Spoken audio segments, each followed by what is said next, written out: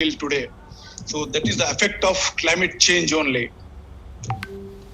And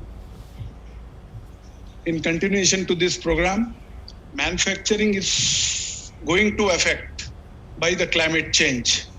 And since India, under the leadership of Honorable Prime Minister, under his aegis of Atmanirbhar Bharat Abhiyan, we have launched Make in India program, which aims to position India on the world map as a leader in manufacturing and give global recognition to the Indian economy. This climate change will not only affect manufacturing, but also agriculture will also be affected, and health issues may also come up, and it will have an impact on the health also. The overall economic losses due to climate change is estimated to be about 2% of India's GDP by 2050. So now is the time when India need to act for preventing the country from losing economic potential by 2050 due to lack of proper effort against climate change. And this session will discuss the impact on climate change on our Indian manufacturing and the need to have a policy change. I hope there will be a deliberation, and we will, with this deliberation, we can, it is a curtain raiser for COP27, and we can, with the experts, we can have a good deliberations. Thank you. Thank you, sir. Now, I invite Mr. G. B.SUBHASHAN, Chair of FTCCI Environment Committee, to deliver introductory remarks.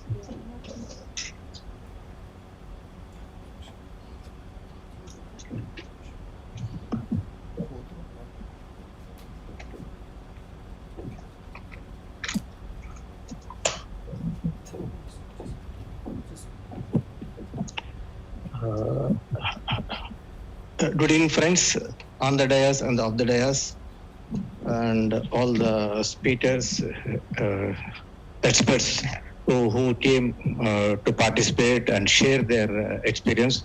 I would like to welcome once again. I welcome one and all to this program related to climate change, and appreciate FTCCI and Justice B.SUBHASHAN Reddy Memorial Foundation for taking this initiative in organizing this event, which is very important, as already the President has already explained its importance. I would like to say climate change is globally well accepted phenomena. Say there are a lot of aspects, issues will be there. Some people may accept it, some people may debate it, but this is one of the things which has been globally accepted. Yes, climate change is threatened to one and all. The world had started seeing the negative impacts due to climate change. The statistical numbers and predictions may have some debate. So what is the extent of damage, or which areas will get damaged? Probably there may be a little debate, the numbers, etc. But the need for addressing the climate change with impact mitigation planning by all the stakeholders is well accepted. Only thing is how to prioritize it and how to accept it, the priority, and take it forward. You are all aware that the Honorable Prime Minister has already announced 5 goals for addressing the climate change by India in the last year. Briefly, I would like to say one is increase in renewable energy component to 50% of total energy requirements by 2030. But the very important point is to deliberate how to take it forward. What are the challenges? Even before we start the meeting, some of the speakers or some of the participants, the same thing were saying, why we could not take it forward? What are the challenges? What are the gaps? What are the different perceptions? I assume that everybody is correct in their perception, but how to minimize the gap and how to take it forward. I am sure today's presentation will throw some light on this. And the second goal was reducing carbon intensity by 45% by 2030. It will have a very serious implications, especially to the manufacturing industry. Of course, right now there is not a mandatory or regulated. It's probably in course of time the government may insist also. So energy conservation, management and auditing is very important. I am focusing with the industry sector. How to integrate in a day-to-day planning and operation with regards to energy conservation, whether the industry is in-house, inbuilt systems are there, or they need to strengthen, etc. Competency development for all the stakeholders, not only industry, the policy makers and policy implementers also. Having the policy is one thing, and how to take it forward, how to handholding. Probably this type of workshops may share some of the information. And third is increasing fossil fuel energy capacity to reach 500 gigawatts by 2030. Fourth is reducing the total projected carbon emissions by 1 billion tons starting now till 2030. And fifth is achieving a net zero by 2070. Maybe that may be the ultimate goal. I am sure today's program is very useful to all the stakeholders, especially to the industry sector and the authorities. Very briefly, I would like to introduce today's structure of the program and also the speaker. Because of the paucity of the time, I would like to go very quickly. I would like to introduce the first speaker, Dr. Narasimha Reddy Garu, a policy expert and climate change campaigner. Thank you, sir, for coming to share your information. A passionate campaigner on the climate crisis and ecology on climate crisis, ecology and environment. He was a board member of IFOM Asia International Organization, member of Cotton Advisory Board Committee and Advisory Council for Textile Exchange, a global non-profit. He is also on Steering Council of International Campaign on Golden Rice. His work has been multidisciplinary, including agriculture, textile, water, urban development, and other areas of policy work. He is an author, public speaker, and guiding students and volunteers on their activities, including PhD and other researches. Thank you, Dr. Narasimha Reddy Garu, for coming forward to share your thoughts. And he will be making a presentation on CDP commitments, challenges for Indian manufacturing. It's very important for us. Then I would like to introduce Mr. Rajashekar, a senior journalist with primary interest in energy, environment and climate. He won the Bala Kailasa Memorial Award, the Raman Tata Goenka Excellence in Journalism Award, and 5 Shriram Awards for Excellence in Financial Journalism. Thank you, Mr. Rashid Garu. He will be making a presentation, Can India Capitalize on Decarbonization? It's a very interesting topic. Thank you once again. Now I would like to introduce the third speaker, Dr. K. Babu Rao, a retired senior scientist from Indian Institute of Chemical Technology from our Hyderabad. He will be making a presentation on Indian manufacturing, climate crisis, energy transformation. Thank you, Dr. Babu Rao Garu. Fourth speaker will be Mr. B. Indrasen Reddy, environmentalist and entrepreneur. He is a founder and managing director, 4 Solar Energy System Private Limited, and trustee for Justice B.SUBHASHAN Reddy Memorial Foundation, having 27 years of experience. Thank you very much. He will be making a presentation on sustainable development through renewable energy. I personally thank President Sri Anil Agarwal and all the office bearers and officers of the Federation for giving the opportunity. I am sure today's program will have a very useful discussion and helping all the stakeholders. I will close my talk with a simple quote, which I strongly believe: think globally and act locally. It's a high time for each one may be individual and organization, to think one step which we can begin right now. Thanks for the opportunity. I am sure this program will have a very useful deliberation. Thank you very much. Thank you, sir. Now, I invite Dr. Narasimha Reddy Donti, policy expert and climate change campaigner, to please give a presentation on COP commitments, challenges for Indian manufacturing.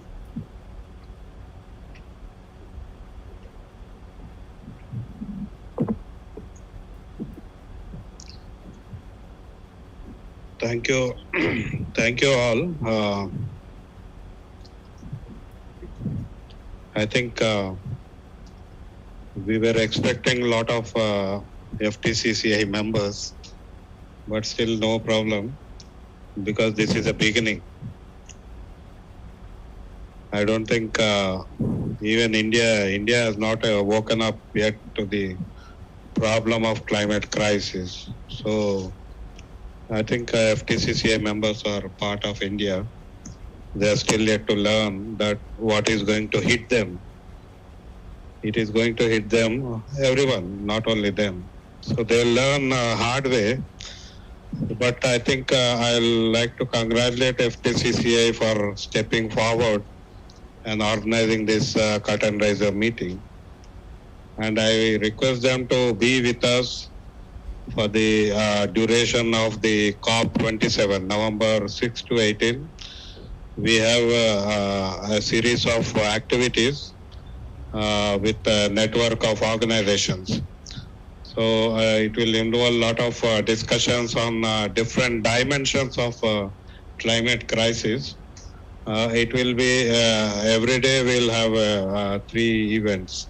So I request all of you and also the FTCCI to be part of this effort so that we can reach out as many people as possible, because we are behind. They should have had a leap in our thinking and our action when it comes to climate crisis. As Ms. Kathy was mentioning, we are all contributing to climate change, but we are not contributing to climate action. I think that is required, and I hope these kind of workshops, symposiums will help in evolving a plan individually and also at an association level or network level and also sectoral level, so that we are not left behind and we will not end up as victims of climate crisis, because that is what is happening. And Indian manufacturers are, if they are not going to respond, they are also going to be victims of crisis, even though their contribution to emissions is also a problem which is very, very important and which we need to discuss. Next. So basically, this is we are discussing in the context of Conference of Parties, that is shortly called COP.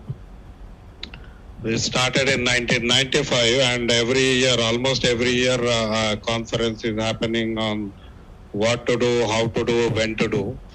But I think the most serious effort started with 2015 Paris COP meeting. I think there a broad kind of understanding has emerged so that every country will take up action to reduce the emissions from that country. So I think that is a crucial milestone in this COP Conference of Parties. So there, I think along with this COP, we are seeing IPCC reports, International Panel on Climate Change. They have been continuously giving reports. IPCC reports have been warning us about the impending climate crisis. Even the most recent August report, which we are going to see, August report, August 2022, they are saying we are not on track. Actually, we should have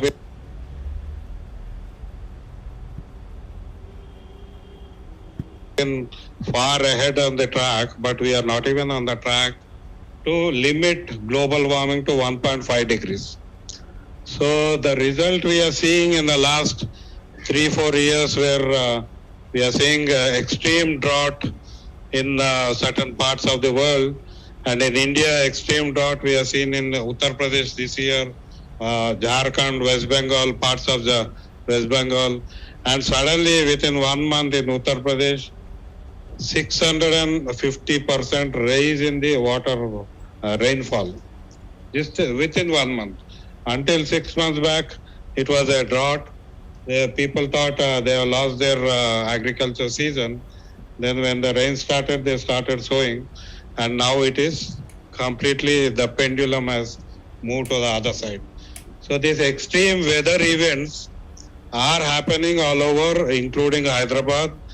But unfortunately, the policymakers are not recognizing the problem. We are busy with elections. We are busy with fighting each other. Political parties dominate media discussion. We are not at even sink our teeth into the problem. I think that is a very serious problem we are having. So you can see the prediction shows that these have been questioned also. Earlier they said 2 degrees we might reach by 2050, but now we might reach in within 2 years or 3 years also. So 2030 target for many of the commitments are being questioned, and we are nowhere beginning to understand the problem at all. So I think serious issues are coming up. People are dying.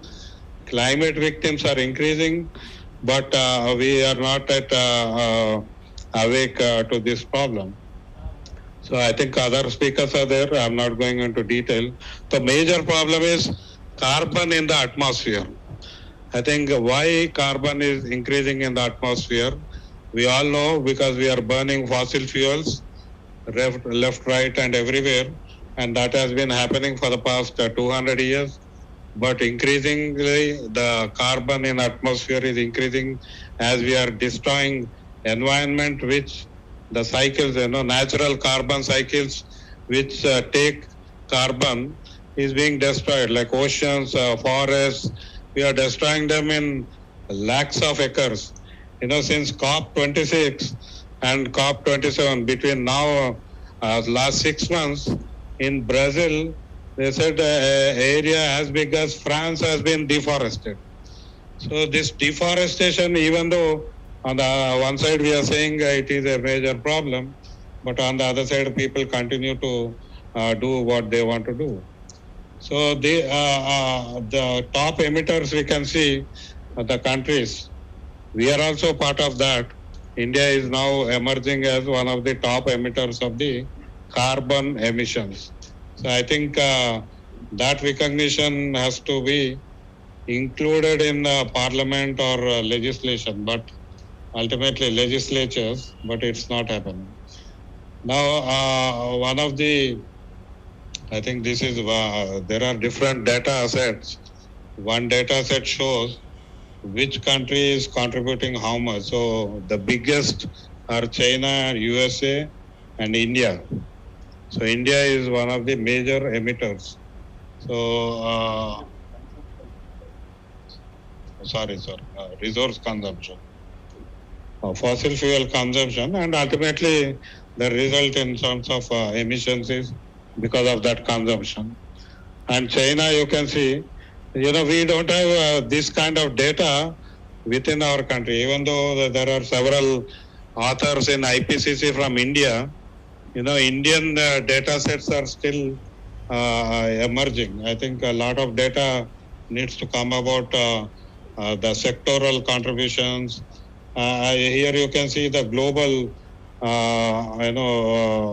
division of sector-wise, how much emissions are happening. So the biggest is the energy and next is agriculture. But again, this comes from a perspective of the developed countries. So we need to again look at our own perspective, because emissions data is questioned in several places, and even in COP there is now a major discussion is happening about reporting format, standardizing the report format, because just for the sake of negotiations or to jockey their position, each one is trying to give their own data. But ultimately we can see that energy in the form of fossil fuels, in the form of production, I think a lot of energy is being used, and that energy is leading to emissions. Now, among the sectors, I think the major sector you can see is industry, 21%. So this is where I think we need to sit up and understand where we can reduce emissions within the industry. And in India, of course, there are some parleys happening, but it is not deep enough. Basically, CIA or FAPC or all these chambers of commerce, they are still not into this kind of discussion. I'm rushing through because we have speakers and I have less time. So one of the COP26 expectations, several expectations came last year when Glasgow meeting happened. And one is about the progress in terms of nationally determined commitments. Each country, they are given their commitments to reduce emissions by 2030, by 2050 or 2070. So each one have set their own voluntary commitments, and though the progress in those commitments were expected in COP26 last year. And people were asking for more ambitious goals. Whatever goals were set by them, the pressure is for more ambitious goals, because we are seeing that change coming very fast. So people want more ambitious goals. And of course, adaptation is being discussed, where people want to adapt to the climate change or whatever consequences of the climate change. But that is again a controversial or very contested discussion is happening on adaptation. Who has to adapt and who is contributing to the these emissions? So there is a lot of discussion. Africa and small countries, ocean, countries, small countries with ocean islands, they are now already facing the problem because of climate crisis, and they are asking for a response from liability, accountability from countries which are contributing to emissions. Of course, mitigation is a major issue, but mitigation is being sequestered, the discussion, into only technology.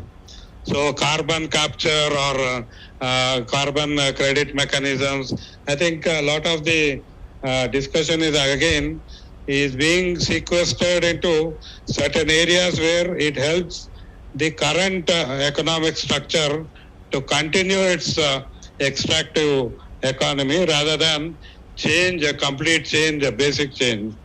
Loss and damage is another major area. Of course, Paris rule book is again, they thought they'll complete it by COP26, but I think it's going to come up in COP27. Climate finance was promised $100 billion, but even today, I think not even $10 billion was released. And there is now a lot of discussion on what is climate finance, who has to give how much is again an issue. And as I mentioned, reporting format is also a question, because there is no standardized format. Each one is trying to contribute in their own way. I'll come to the main question because I'm rushing. So India committed nationally determined commitments, and they were updated. We committed in 2015. They were updated recently in August 2022. Now, you might have heard Prime Minister giving lifestyle for environment, LAFE, all those things are given. But, the last one you see, to build capacities, create domestic framework and international architecture. Now, I think FTCCI should sit and discuss this, because where is the domestic framework? Who is preparing this? I think this is where we all can contribute, and this is where the membership of all the FTCCI or all other industry bodies, I think they should contribute. But right now, I don't think we have a framework at all to discuss. So we need to go into details into that.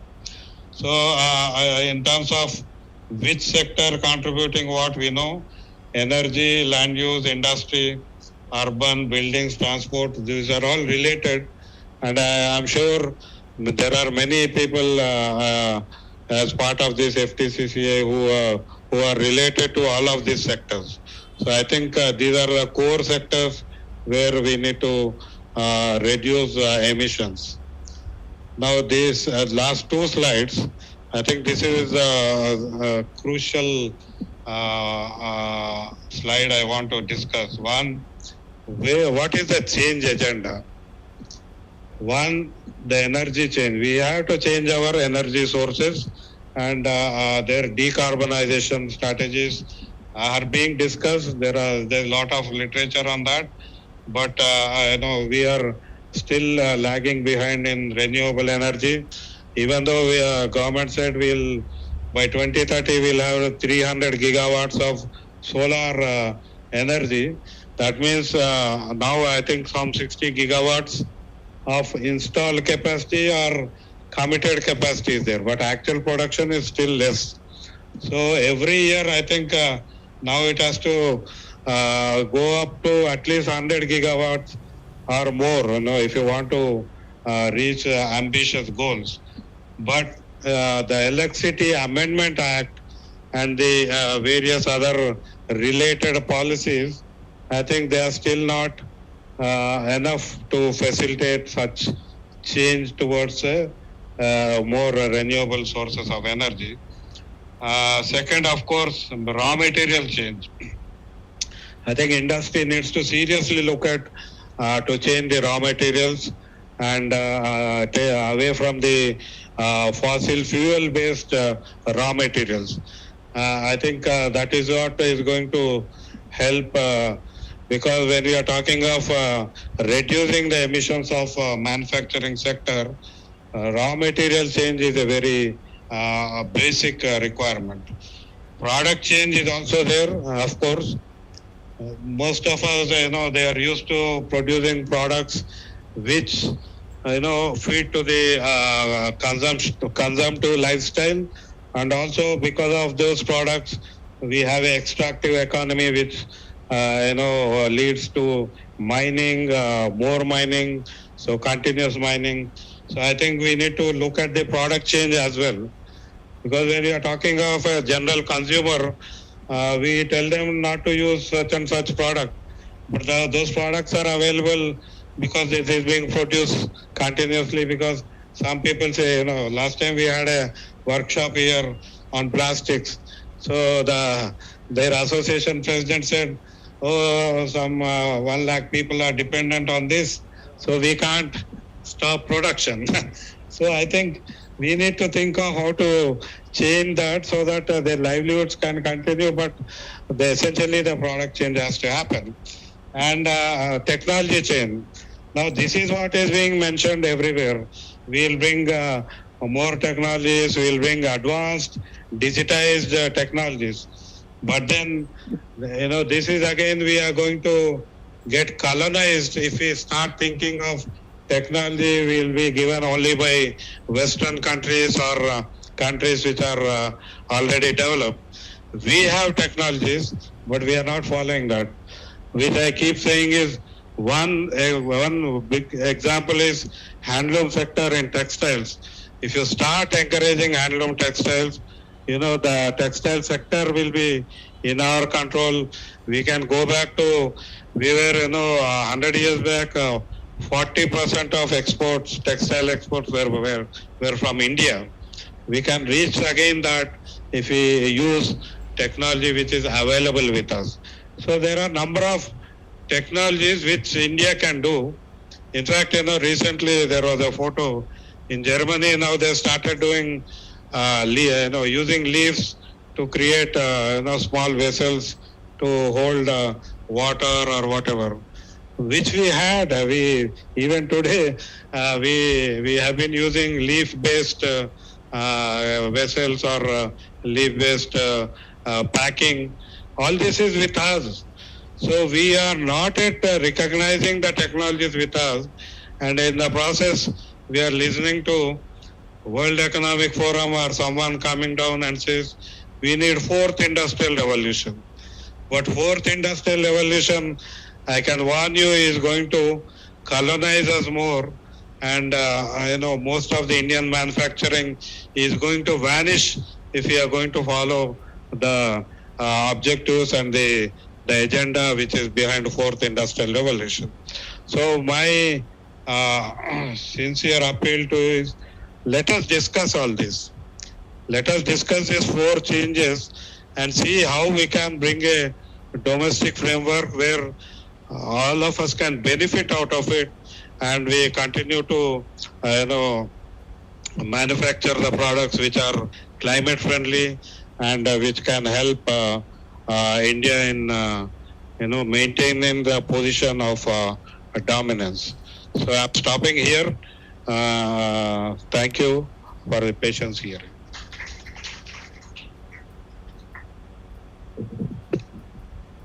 Thank you, Dr. Mr. Narasimha Reddy Donti Garu.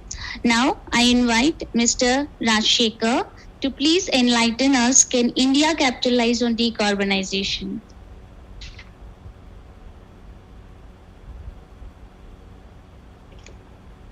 Hi, everyone. Can you hear me?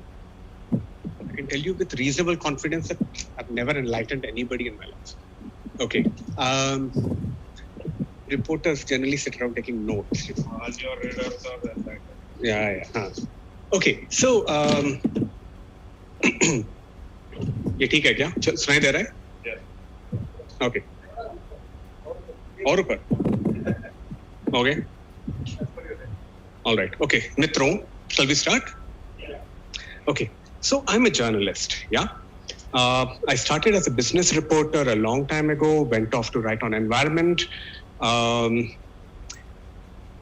gradually slipped into writing on political corruption and the many sort of less visible reasons through which policy gets made.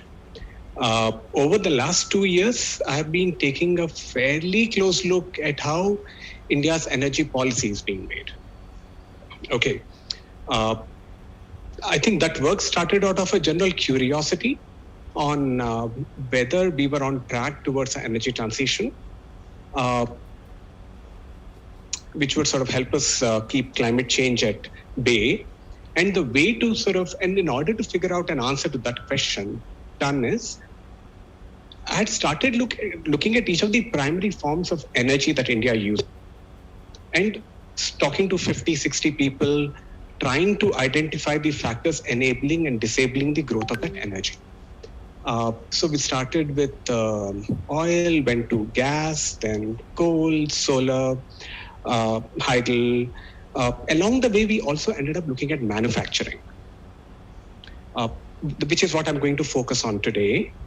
How many people here are reporters? Hands up. Okay. So I think in all this talk of climate change and how serious it is and so on, we end up missing the fact that we are living through a profoundly exciting time. Okay, what is happening right now is that the energy system on which the world runs is changing. You had the Industrial Revolution starting with the introduction of coal. I have to figure out the mic thing better. That sort of took us to about 150 years. Then you had the age of oil, early 19th century and so on, which then sort of took care of us for 100 years. You are now at the third cusp. Okay, renewables. So if you look at where we are, if you look at, say, phrases like net zero or decarbonization, what these constitute essentially is a global reset. Okay, all of you know this. All of you know that countries have competitive advantages and disadvantages, right? What net zero means or decarbonization means is that you have a chance to, is that none of that matters anymore. It doesn't matter how large your petroleum reserves are. To take one example, effectively, a country which has been importing energy till today could become an energy exporter. That is what we mean by competitive advantage, right? That is one opportunity that we sort of, that we have been presented with as of now. The second thing which is happening is that the world right now, after COVID, is trying to decouple from China. And these two things are working in tandem. And you don't understand what decoupling means. We're importing virtually everything from China. If I'm, let's say, buying batteries, to take a really lame example, If one country controls 90% of the global production of lithium-ion batteries, you're in a very, very vulnerable position. And so what countries are now trying to do is try and see if they can shift their manufacturing value chains out of China into some other geography, right? So there are two opportunities that we face right now as a country and as a manufacturing sector. Okay, one, is it possible to capitalize on this entire global shift towards decarbonization? Two, can we capitalize on decoupling from China, right? What you're seeing right now is a global war along exactly these dynamics. Last week, President Biden, he basically passed an order saying that Americans working in China's semiconductor sector will be at risk of losing their citizenship, their American citizenship. That is how aggressive and real this battle is. None of this is academic. Okay, we know that China has gone and absolutely cornered the lithium-ion market, right? We also know that if you look at electrolyzers, Europe is working really hard to try and make sure that it leads the world in electrolyzer R&D. Because these are the new competitive advantages countries are trying to create for themselves. So I'll just stay on this point of, so there are two questions that come up here. There is one opportunity in terms of the new energy architecture, and there's one opportunity around manufacturing itself. So I'll take the new energy architecture first. Sometime last year, I was looking at hydrogen in India. Okay, the government has made a lot of statements that we want to be Vishwaguru in hydrogen. Okay, by itself it's an absolutely meaningless statement. What you want to do is break it down into three parts. If I want to lead the world in hydrogen, it means three things. One, am I talking about leading the world in hydrogen manufacturing R&D, electrolyzers? Scenario one. Scenario two, am I talking about leading the world in the manufacturing of electrolyzers, like solar panels or whatever? Scenario three, am I talking about exporting hydrogen itself? So working on that report, I went to Bombay, I spoke to people in Reliance, a bunch of other companies, and one thing came through pretty clearly, which was that we don't have much of a chance of competing globally in terms of hydrogen R&D or developing new electrolyzers. Other countries have a very substantial lead over us.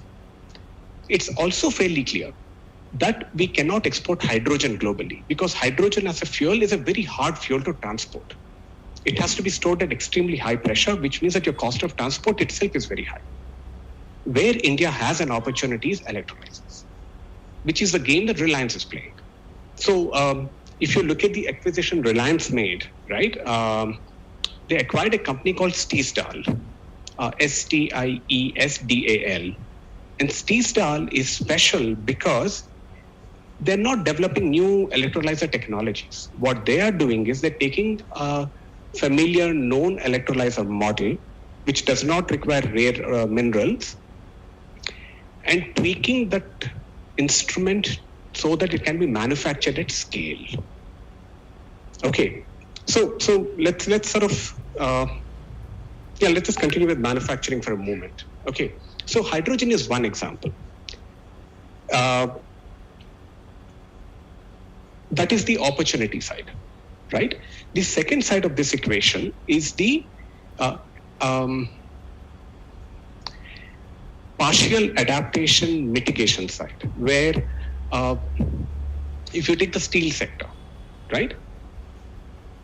You have companies like Tata Steel, which have begun running pilots on both carbon capture and using hydrogen instead of using coking steel.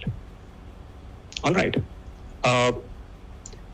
Simultaneously, and the reason they're doing, there's no government push saying that, you have to start using hydrogen or you have to start doing carbon capture. They're doing it because they're very afraid that they will lose access to Western markets otherwise, right? And this is where a problem comes in. Hello? Okay. Tata Steel or Jindal or JSPL or SAIL are not the entirety of India's steel sector.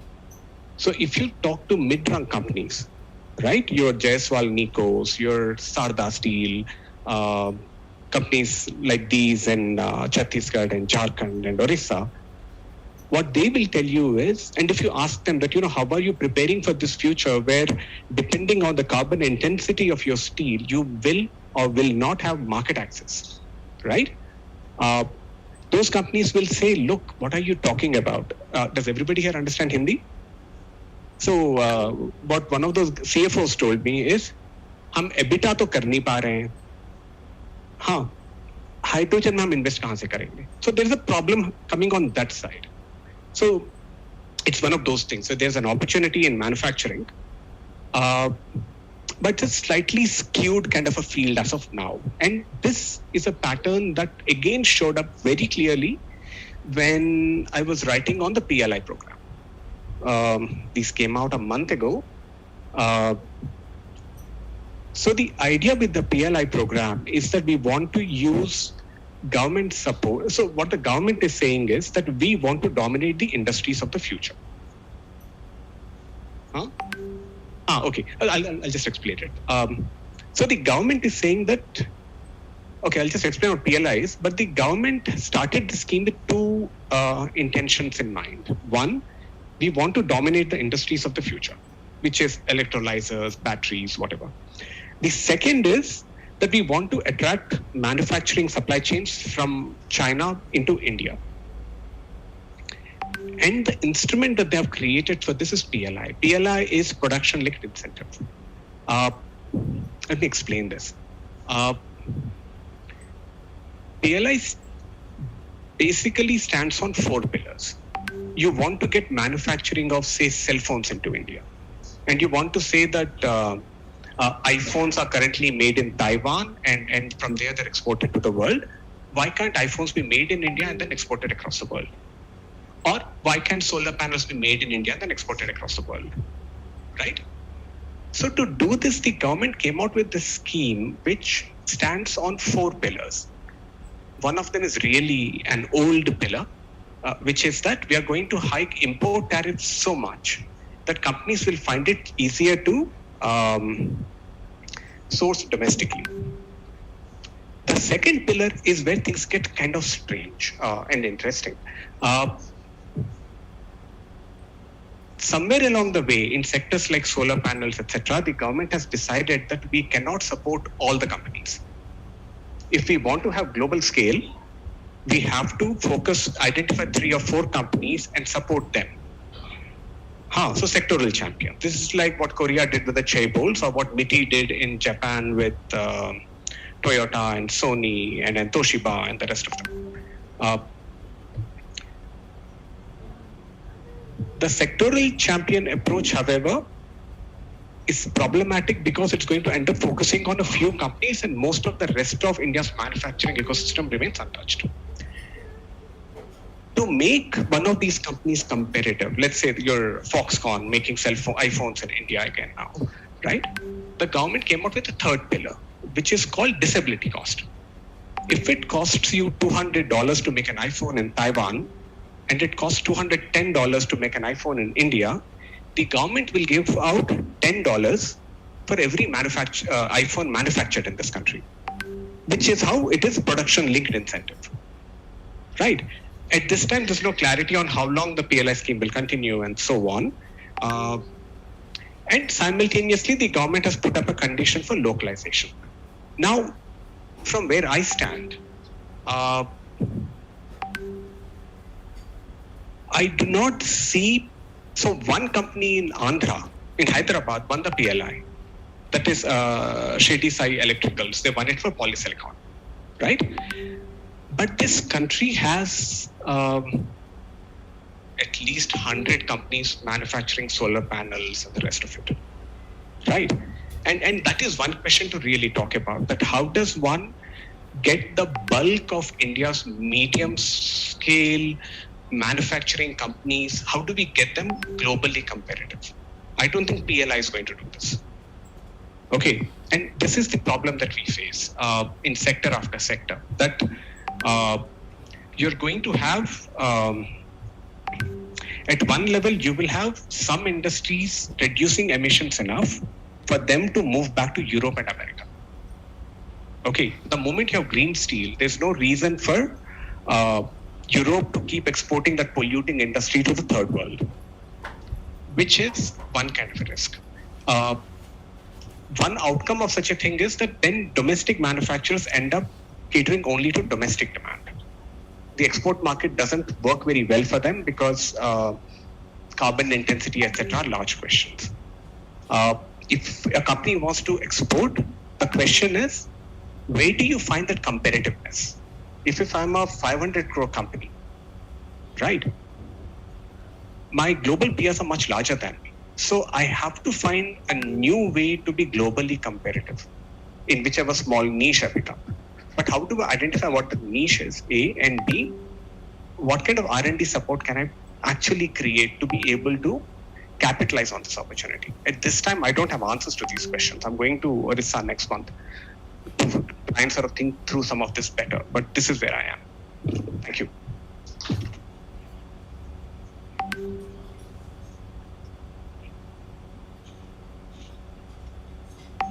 Thank you, sir. Now I invite Dr. K. Babu Rao, retired scientist from Indian Institute of Chemical Technology, to give presentation on Indian manufacturing, climate crisis, energy transformation.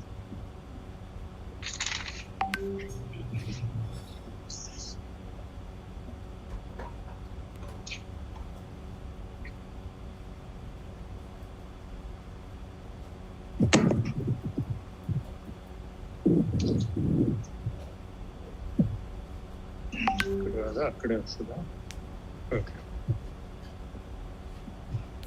Friends, I'll be talking mostly what climate crisis means today for manufacturing and what the latest science is talking about climate crisis. So it is not that how we can modify this manufacturing, that manufacturing, but the science of climate now clearly tells that we need some fundamental changes. Tinkering with something, producing this, substituting is not adequate. Because when I speak, many things that I tell you may not be liked by you. Because science is not concerned with our opinions, with our likes and dislikes. Science is about objective truths. So I will be presenting to you version of the scientists themselves. Not my opinions, but I will be presenting something what the scientists are concerned about today, especially climate scientists. People who are working on climate regularly and what they are talking about. So I am not able to see them. So earlier there used to be a laptop here, we could see it from here and talk, but seeing from there. Okay, anyhow, no problem, I'll talk from here. It's all right, not necessary. I can talk. See we, I can read from here. Huh? Come in, no problem.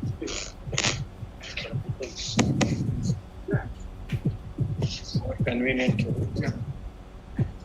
So, not necessary. Okay, thank you. I can read.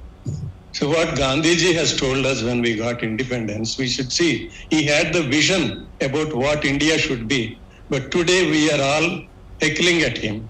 The way policies are there. We are only emulating the West, our colonizers. But there is nothing Indian about what we are doing today. Nothing really Indian about what we are doing today. We talk so much about our heritage, etc. He said, God forbid that India should ever take to industrialism in the manner of the West. If it took to say same economic exploitation, it would strip the world bare of locusts.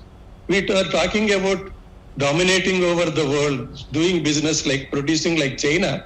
If China is consuming half the world's coal today, and if India also takes to the same industrialism, the entire energy the world needs will be cornered by China and India. What the rest of the world should do and what it will lead to consequences in the world if there is so much of competition for resources. Then he also said, Britain took half the resources of the planet. If India should take to same thing, how many planets are required? Today this is the same thing. Ecological footprint concept has come. And he says if we have to live like an average European, we need 4 or 5 planets. And we have only one planet. And all the talk of Jeff Bezos and Elon Musk of going and occupying some planet somewhere in the space, it's all meaningless because you can't live there. This is the only planet, living planet, that science knows. Science has not identified any other planet anywhere near reachable where life can survive. And we have such a beautiful planet, and because of the way of our greed, we are destroying the living planet and making it into a rock. And we are breaking everything. I think done. Okay. Now I give you Ernest F. Schumacher was our advisor to our planning commission in the 60s. He is known for his Buddhist economics. Now there is a Schumacher College in London where they teach about ecology and things like that. Then he said for India, what kind of economic system we should have? The system of production by masses, not by mass production. Mass production will make so many people unemployed, then worthless, socially unproductive. Earlier we had so much of artisans. They were doing things, producing things for the society. Today they are useless. What happened in the UK when the first textile machines came, the Luddite movement, what they talk about, has happened because of that. These weavers, they wanted employment in the textile mills. They said, we don't want you. You are all skilled. You ask for more higher wages. Anybody can work on these textile machines. So they have not employed them. So there was a rebellion, but it was suppressed very violently. They were hanged to the posts on the streets. So many weavers were killed in UK to make the textile revolution possible. So everything that comes is and has problems, consequences, human consequences. So India, for its population of 1.4 billion, we have to employ more people to be involved. Today, so much of unemployment, so much of destitution. 90% of Indians are not living any good life. It's only the 10%, all of us here, who are enjoying all the benefits. We are a mini America or mini Europe in India. It's a fact. Okay. Today we are living in a climate constrained world. The 19th century thinking, 20th century thinking also is not suitable now. Everything that we do is linked to what happens to the climate. Because the way we produce, the way we consume, the way we do everything, the way we are doing agriculture, the pesticides we are spraying in our fields, everything is linked to ultimately to the climate, how it is changing the climate. So, for example, in India, how many people really understand about consequences of climate change? No, hardly any. How many people here, you have read how many articles on climate? Not many people may have read much. Our newspapers are also not writing much about it. Whereas in other countries, there are so many agitations. Right now in UK, the women are in the forefront of the agitation because they are saying we are mothers. We know the pain of what happens to my children and grandchildren. There's just stop oil is one movement that is happening. They say we don't want oil. If you don't stop the oil, we don't stop the new oil and coal, we will not live, we will not be able to exist here on this planet. So let us move away from coal, go to renewable energy. But this present conservative government of UK, it is now licensing more oil exploitation in the North Sea and also shale oil and gas on the land. So there is big agitation in UK against this. So similarly everywhere in other countries, because there is more awareness about climate in those countries, not in our country. So first of all, our industries should move more towards climate compliance. What are they doing? For example, I tell you, Indian government is promoting alcohol factories, ethanol factories in a big way. That ethanol is to be blended in petrol. I will cover that in detail afterwards, the last few slides. Is it really saving the carbon emissions? And how many cars are there in India? I look out the chart. For 1,000 people in India, there are 22 cars. And only in the cars you can use ethanol and nowhere else. Just for feeding only 20% of ethanol into the cars, how much of agricultural land you are transferring into producing energy and not food? And are you saving carbon emissions? You don't save carbon emissions. Carbon emissions will increase further.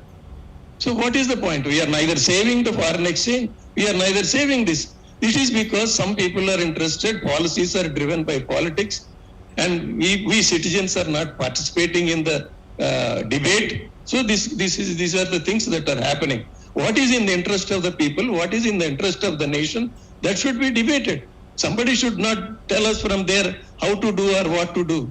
That is the problem. We are a deficient democracy. That is our problem. Is there are we doing anything to replace coal, oil and gas? I can tell you all the new proposals that come with all the alcohol plants, they have a captive power plant run with coal. See the fun. It's a green fuel you are telling, you are adding to the petrol and saving energy, and you are using a coal-fired power plant, very highly inefficient power plant, because it is subcritical. Only 30% or 33% of the energy is converted into electricity.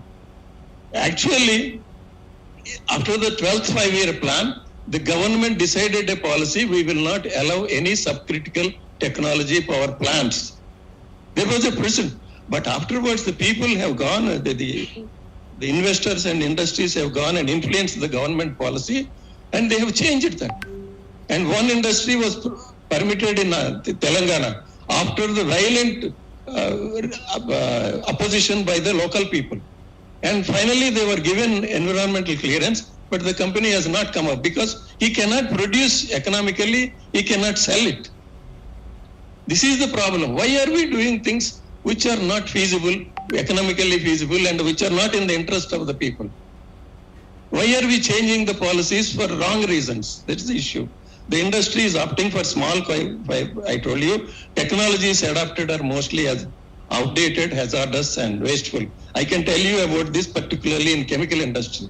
Horrible chemical industries are coming up, which are discarded in the Western countries.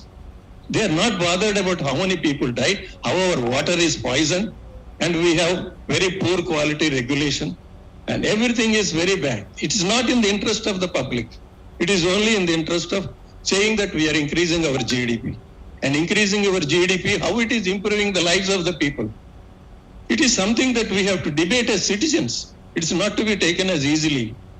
Environmental impact projects presented to people are dishonest. We are resorting to deception of the people.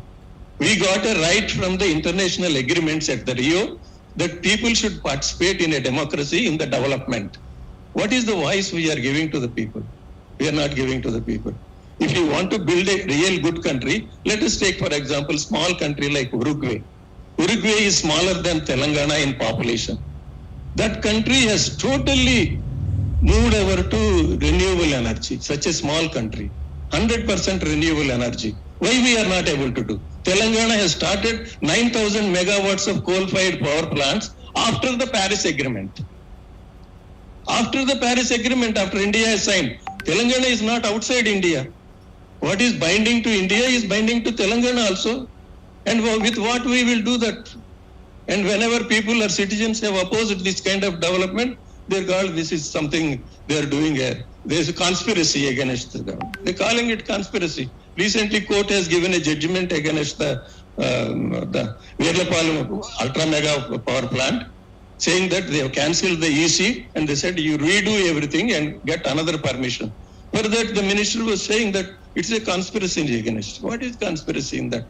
If you cannot defend it in the court and the environmental, whose conspiracy can work in the court?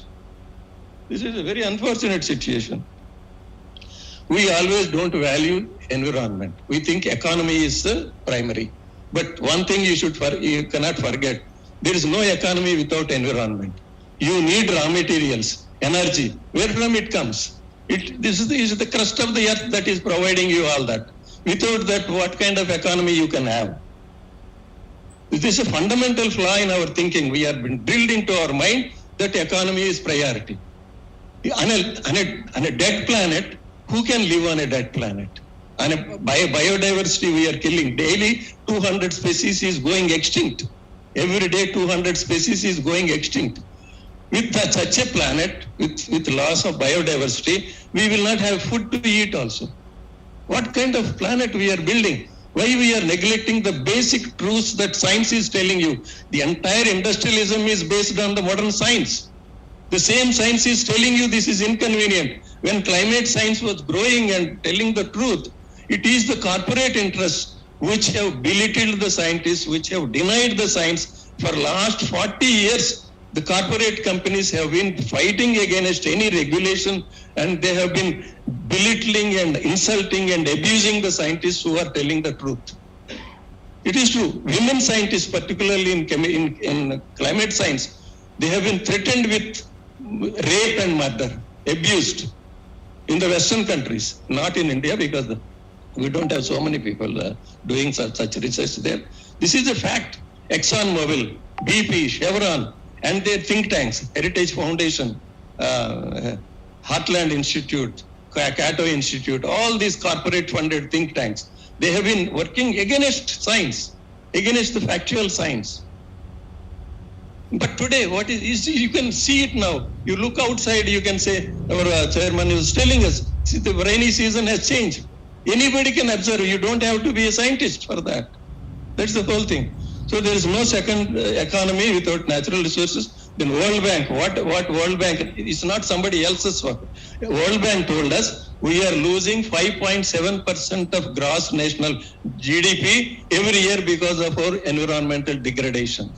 5.7% of GDP. What is our growth rate? We claim about 7%, 8%. 5.7% is gone for environmental degradation. What do you do about it? One in Deutsche Bank CEO, one Pawan, I am not able to recall his name, he made a millennium report for the biodiversity thing. He said in India, the loss of natural resource, natural losses, biodiversity loss, etc., totally computed. Himachal Pradesh was losing the highest in the country. On an average, we were losing around 16% of our natural wealth in this country because of the so-called policies that we are following. Pawan Sukhdev was the person who has written that report. He was with the Deutsche Bank. This is the problem. These are not some just pep talk. It is serious reports and research. We are greenwashing everything. We say we are planting trees. However, planting trees doesn't solve any problem. At least I would. There are so many peer-reviewed research papers. They said you plant the entire planet with trees. Entire planet. Don't leave any space for the agriculture. It will reduce the temperature by only 0.5 degrees centigrade. Nothing else. And then what do we eat?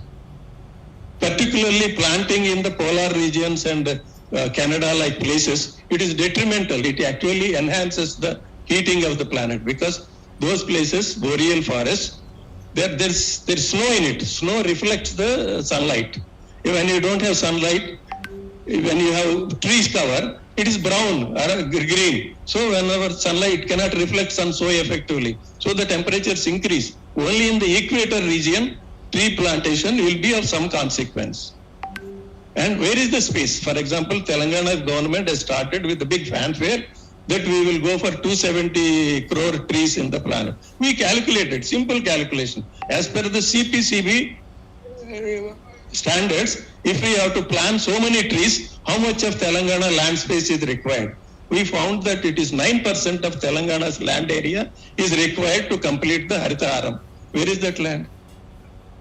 You started a Dalit land program of 3 acres each, and we would not many Dalits were given any that land. Only initially few were given, and then the program is closed. Nothing is happening on that end. 9% of the land area, how do you get to plantation?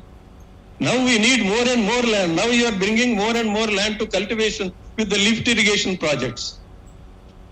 So if you want to bring more cultivation, then there can be no trees planted.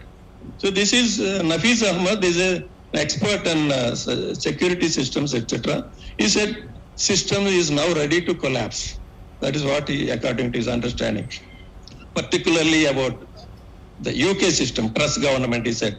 Accelerating conditions of change beyond the capability of the British institutions to adapt. They are generating crisis across multiple institutions simultaneously in such a way that they are overwhelming the overall system's ability to respond. So we are a complex society. There is a theory called theory of complex societies. Professor Joseph Tainter has written a book, Collapse of Complex Societies. He is an archaeologist. He has studied all the civilizations that have collapsed up to now. 32 civilizations existed on this planet, on the earth. They flourished, they reached a peak of their glory, but where are they now? Why did they collapse? This is industrial civilization is also one thing like that. Our Venkatraman Ramakrishna Nobel laureate also said, humans are also one species. So many species have gone extinct. If we don't learn, we can also go extinct. But we are thinking that we can do anything and get away. That is the whole problem. We have to engage ourselves very seriously and we have to transform ourselves. If we want our children to live well, this is Professor David King, Sir David King. He was scientific advisor to the British government. Earlier he was on the COP also at that time. We have to act quickly. What we do believe in the next 3 to 4 years will determine the future of humanity. That's all. Before 2030, our future is totally sealed. If we don't act now so rapidly, there's nothing we can do afterwards. That's why that worry, concern is there. I can speak here as pleasingly. We can tell that we can do this, we can do that, we can take India as a superpower. People may like it, but science is not concerned with that. Science, if you truly believe, recently I have also read one report by University of Lausanne, public engagement by the academics and scientists. So how responsible we should be to tell truth to the people. We should not talk to please people what they like and what not for getting claps. We have an obligation to inform the truth, however unpalatable it is. Okay. This is a daughter of a Nobel laureate in physics, Julia Steinberger. She was recently arrested in Switzerland for doing an act of protest. Imagine why women scientists, professors, internationally known, and a lead IPCC author, she has to go onto the road and lie across the road to stop asking Swiss government to declare climate emergency. What she was asking is declare climate emergency. For that she was arrested. Everybody is doing non-violent civil disobedience actions. When they are doing that, now British conservative government is bringing a new police rule saying that they can be fined heavily, they can be jailed. But earlier the government and courts also, whenever the government arrested this civil non-violent civil disobedience, the court has always been acquitting these people. They were telling they're focusing on a serious issue for humanity. Whenever there is a danger for humanity, people can violate the law. There is nothing wrong. That is what this. For example, if your house is on fire, somebody outside can come and barge into your house to save you. That is not a violation of the law. Because normally it is considered trespass. You can't enter others' houses forcibly. But when to save somebody, you can do that. This is exactly the same thing. The government and courts are saying, if there is a danger to the people, and if it is for good purpose, for common good, this can be done. And David Goodstein, a physicist from University of California, Berkeley, he said civilization, as we know, has come to some time in this century. We are in the danger. This civilization, industrial civilization, may not last long if we continue. So many children hold placards and demonstrations. Business as usual is equal to death. That is how the children are understanding. But whereas we elders are not able to understand. Young children, 8 years, 10 years, are asking their Prime Minister, why should we go to school and study? Yes, we are studying science, but you are not valuing the science we are learning in our school. Why you are asking us to study that science which you are not valuing? Yes, they are able to ask us, but we are not doing that here. So what I'm going to talk about here today is the urgency Michael Mann, Professor Michael Mann, in addressing the climate crisis. You all know the litany. If you're watching the news, China's worst heat wave on record, record heat in London, a third of Pakistan underwater, Canada's strongest ever storm, an unprecedented landfalling hurricane striking the west coast of Florida. And that's just the past few months. The impacts of climate change are no longer subtle. We are seeing them play out in real time in the form of these extreme weather disasters. The urgency of climate action is crystal clear. But let's talk about the agency of climate action. In the new climate war, I warn about the threat of doomism and despair, for it potentially leads us down the path of disengagement. And polluters would much rather see you disengaged and on the sidelines than out there on the front lines demanding change. So we must recognize that it's not too late to prevent catastrophic climate change impacts. The obstacles aren't physical. They're not technological. They are entirely political. So you must use your voice. And students here at Penn are doing that. You are using your voice in a very powerful way. But there's another very powerful way to use your voice, and that's your vote. In a matter of weeks, there is a midterm election that will determine the future course of climate action and, in fact, the future course of our democracy here in the United States. And as goes the United States when it comes to democracy and climate action, goes the rest of the world. So this election couldn't be more important, and it's critical that you turn out and you vote. Vote for climate champions. Vote out climate deniers and delayers. The future of our planet literally lies in the balance. And so I will reduce my talk to simply one word: vote. Thank you.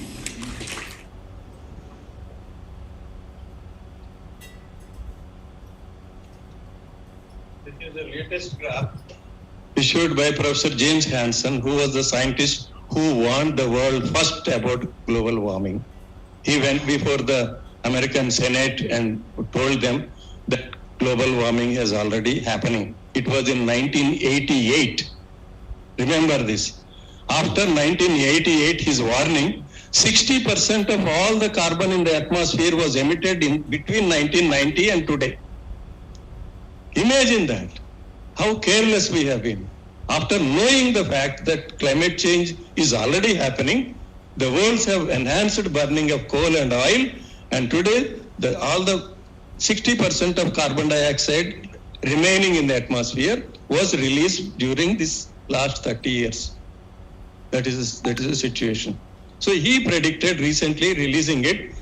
Next year, 2024, we will see an average increase of 1.5 degrees centigrade already. That is the latest graph. That photos are coming on its way. If you can move it, they can see the actual point. Remove the photos. There you can see. It's crossing the, you can see that growth. 2024, at 1.5 degrees centigrade, we will reach already. Next year, we will reach 1.2 above. This is it. There is no way. Things are going. There is no respect because it's physics. It doesn't bother about what we think, what we like, what we dislike. Next, please. Okay. This another problem. Who is causing this climate crisis and who is paying the price? Recently, we have seen the tragedy in Pakistan. They may be our enemies politically for some reason, but they are people. They have suffered for nothing. They are not responsible for the carbon emissions. 33 million people flooded and left homeless. How sad it is. It can happen to us also. That's why and United Nations Secretary General warned, don't think that it doesn't happen to you. It can happen to you anytime, anywhere in the world. So in this coming 2 years, any tragedy can happen in India also. So who are responsible? Top 1% of the richest people in the world, they are responsible for about nearly a quarter of the emissions, more than 60. And 10% of the richest people in the world are responsible for half the emissions of the world. Bottom 50% of the people, poor people, they are responsible for only 7% of the global emissions. And they are the people who are dying. And all the policies about need for fossil fuels, it's all thinking of ours. Because we are used to those comforts, we want to drive our cars, we don't want to give up anything. They say, no, how can there be development without these things? What? They are also citizens. On a democracy, everybody's vote is same. How are we treating them in a democracy? Do we really call ourselves a democracy if this is the situation? So why there is no restriction on these people? They are written in United States. They said if you take in the world 0.1% of the richest people, the entry to that is $43.1 million. The richest person, if you have to be in the 0.1% of this, you should have a wealth of $43.1 million. So they said the Elon Musk owns a yacht, a 500 feet yacht, which requires 25 million for maintenance per year. That means even a person with the richest, among the richest in the world, 0.1%, he cannot maintain the yacht even for 2 years. So ugly is the inequality in the world. So ugly is the inequality in the world. During the pandemic, the wealth has transferred up and up. The bottom is simply denuded. They are made helpless. This is not a democracy. This is not the way. You should allow the people to live. This is so much of inequality. This Antonio Guterres said, climate activists are sometimes depicted as dangerous radicals. When I am talking like this, I am named as some anti-national or as anti-development or things like that. We are used to that. I am not bothered about that. Because we are speaking truth. But the truly dangerous radicals are those that are increasing the production of fossil fuels. The sad part of it is, even public institutions which are doing consultancy jobs, they are projecting coal as a sustainable development. They're projecting chemical industry which produce enormous waste as sustainable development, as models of sustainable development, just because for the consultancy fees. This is the sad state. Investing in fossil fuels infrastructure is moral and economic madness. We don't need any more coal and oil. We are already emitting 3 billion tons of, nearly 3 billion tons of carbon dioxide every year. We don't have oil and coal resources. Coal is there plenty, but oil and gas, there is nothing. We are importing already 85% of oil and coal, oil and gas from outside. So why are we going for that? We are building infrastructure on oil pipelines. We are building infrastructure on gas pipelines, spending thousands and thousands of crores of money. Is it wise investment? We have already committed by 2070 we will go carbon neutral. So we have to close everything after some time. And if the world goes bad, it won't even take off. Even a few years afterwards, we have to close everything because nature will not allow you to function. How? This, for example, when they are building so many alcohol plants, carbon dioxide is a byproduct. One project I have read in Telangana it will produce 340 tons of carbon dioxide per day. And that has to be sold. Where will you sell? How do you transport it? And will you lay pipelines for that?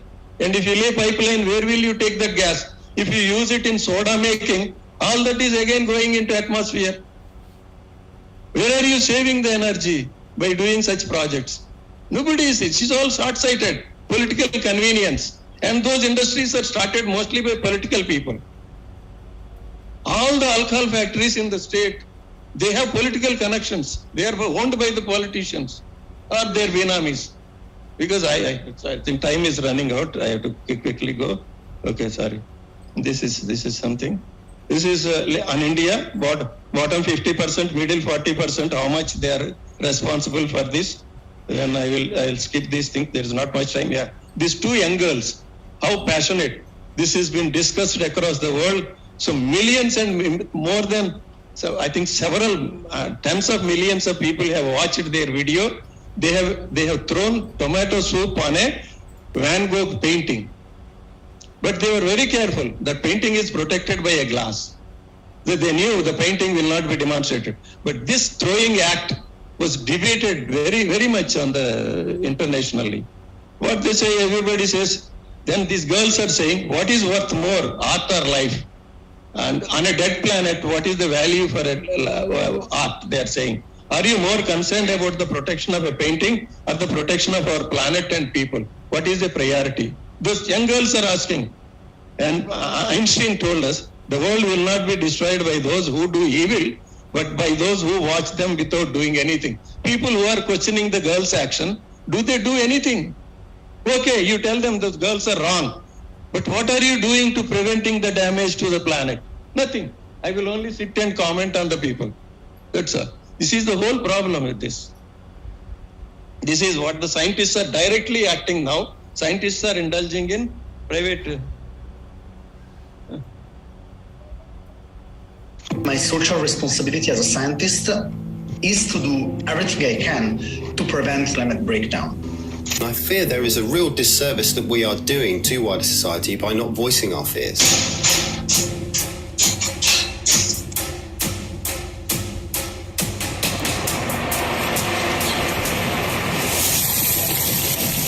I can't imagine many academics got into academia because they wanted to be an activist. But as well as academics, of course, we're citizens. We've got responsibilities. So what's the role of scientists and academics? Well, they're in a position to understand what's happening. You know it's serious.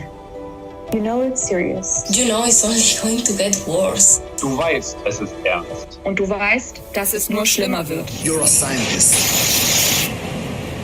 You're an academic. You're a citizen. You have a lot of power and you know what's going on. We're racing towards a precipice. If we fall over it. Governments keep making promises, but they don't do anything. We will pass a warming of 1.5 degrees Celsius by the end of this decade. Unsere Stimmen haben Gewicht. Wir haben eine Verantwortung. We need now scientists in the streets. Scientists are more trusted than politicians, than journalists, than business leaders. It's time to level with the general public and tell them the whole story. Vor COP27 werden wir unsere bisher größte Aktion starten. This October, along with hundreds of scientists, will engage in civil resistance.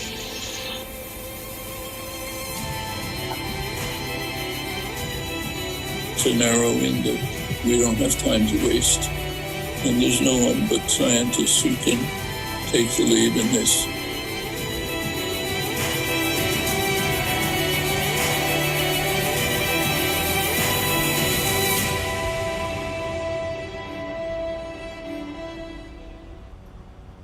This is how the Mississippi River, mighty Mississippi River has dried out. That small rock that is there, it will be a tourist spot. Now people can walk to it. They will not need to that. This is Shanghai, the Yangtze River, third largest in the world. It is out of that. This is what is happening. These are the climate scientists protesting against a meeting of the leader on the health. They said these are all scientists. They are protesting over it. Actually, 50 scientists. Energy transition. Now they are talking about natural gas in other countries, but not in our country. We don't have natural gas, so it cannot work because the natural gas, when we are using, it leaks. They found that if it leaks around 3.6 to 7.8% of the total volume that we use. So at that time when they calculate the greenhouse potential, it is worse than coal. Natural gas becomes worse than coal as a greenhouse this potential. So there is no point in going for natural gas. There's so much research from Stanford, from Cornell University. They are producing their papers. I have also quoted the two papers below here. And for India also, Center for Sustainable Energy Policy, Delhi, they said natural gas is unlikely to be a bridge fuel for India because we don't have natural gas, first of all. We have to import. So this is for 1.5 degrees, how much of fossil fuels existing we can do. It is a research done at University College of London. First, they did the research before the Paris Agreement for 2 degrees centigrade. Now, after the Paris Agreement, that they said it is now 2 degrees is too much. We should go for 1.5 degrees. They have done the revised study for how much coal we can use, how much oil we can use without transgressing that limit. They said world has to leave 89% of coal in the ground, 58% of oil in the ground, and 59% of the gas in the ground. In case of India, because we are given a better leverage as a developing country, India has to leave 76% of its coal, 47% of its oil, and 35% of gas by 2050. We cannot exploit it, but we are expanding our coal into Hasdiya forest. Recently, the people there protested, the tribals there protested. They are destroying the deep, biorich, diverse Hasdiya forest for coal mining. Is it necessary? Thank you. Whatever it is.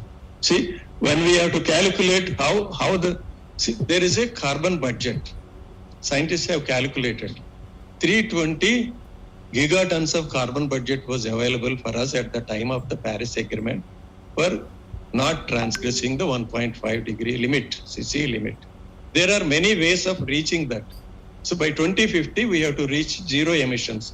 So you can come by straight line. There are different paths I have given there. Okay, you can see I don't know. So what is the least? The area under the curve represents the total cumulative emissions. So the lowest curve is the one which will give you lowest cumulative emissions. So if we have to follow that path, are we doing that? We are not doing that. The more we postpone, the more difficult it is. We said we have promised earlier, entire world, all the governments, by 2020 we will start bending the curve of the carbon emissions. We have not even begun to bend it. 2021 past, 22 is going to be further high. So when will you save this? When will we follow our own words? This is natural gas. I think there's not much time. I will quickly skip. There's not so much talk about green hydrogen. Green hydrogen is possible only with solar energy, not otherwise. They are promoting, all these oil companies are promoting blue hydrogen from natural gas. And blue hydrogen is worse than coal, worse than original natural gas.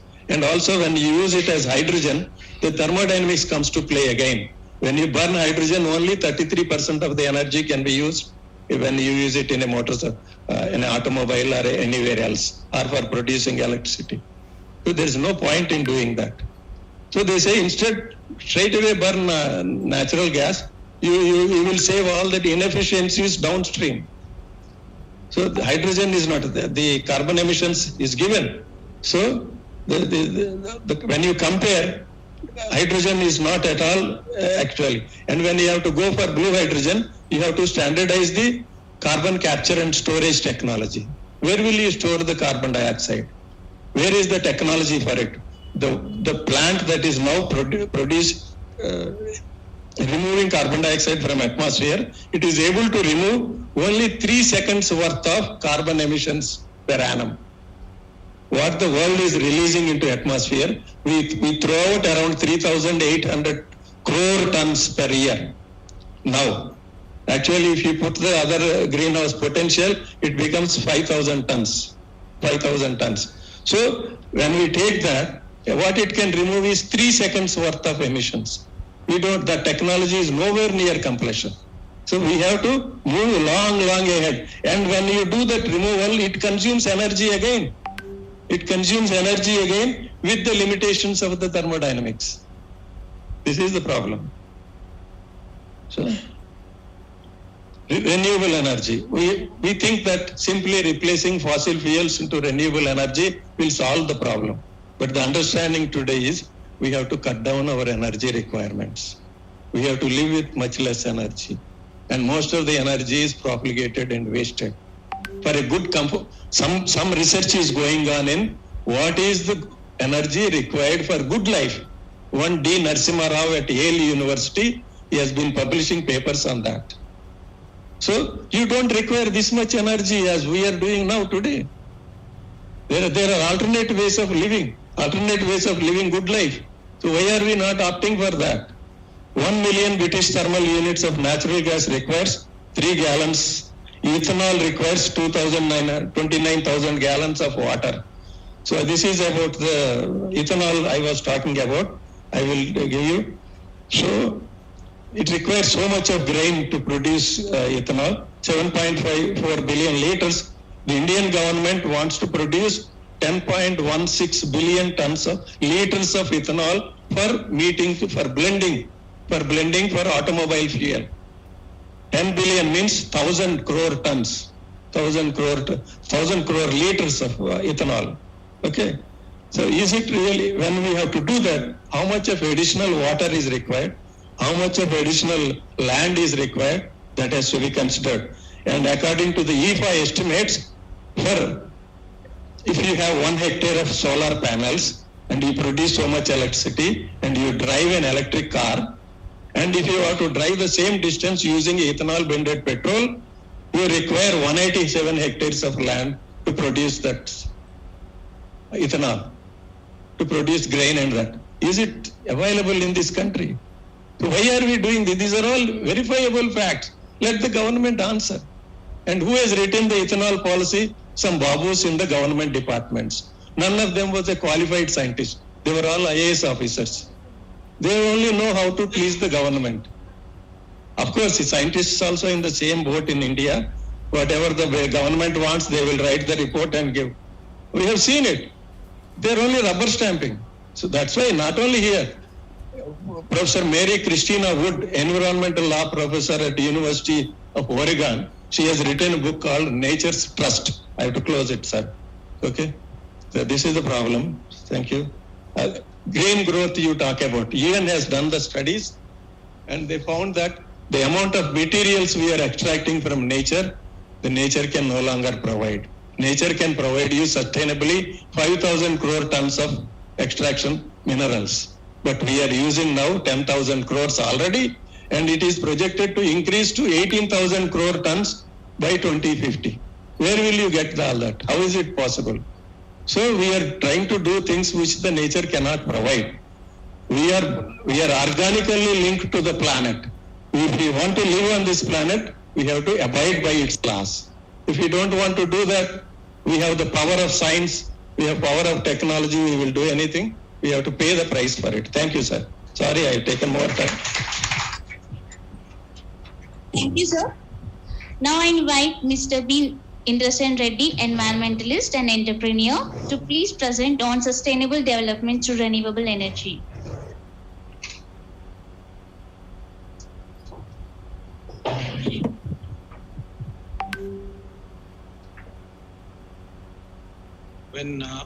Hello. When someone says, in my family, people say, when they hear the name Donti Narasimha Reddy Garu, they ask me, why are you working with an activist? Right? And I see now a bigger activist in Babu Rao. Right? Activism is not a disqualification. It's not. It's not. I'm an activist as well. Let me clarify that. So there are a lot of activists on one side. There are business people on other side. Business people think that activists are useless and frauds. Activists think that business people are frauds. And they work hand in glove with the government. This is the problem that's been going on for generations and decades. I have both blood. I have activism in me. I have entrepreneurship in me. And I told in other seminars, and I'm going to tell again here as well, I'm going to bridge that gap between activists and entrepreneurship. I think it's required because we cannot keep on fighting. And if people listen, well and good. If people don't listen, then activism will continue. It will grow and it will become bigger and bigger. And so bigger, it will pull the governments down. And it happened earlier and it will continue to happen. What we need is a medium. I'm not saying that I've done anything big, but I'm saying I will do my best. Justice B.SUBHASHAN Reddy Memorial Foundation, Justice B.SUBHASHAN Reddy, my father died 3 years ago. He was a great man, people say. I also say as a father. When he was on the hospital bed, he told me, get the book and a pen and said, write the goals. First, you have to establish a foundation on my name after I pass away.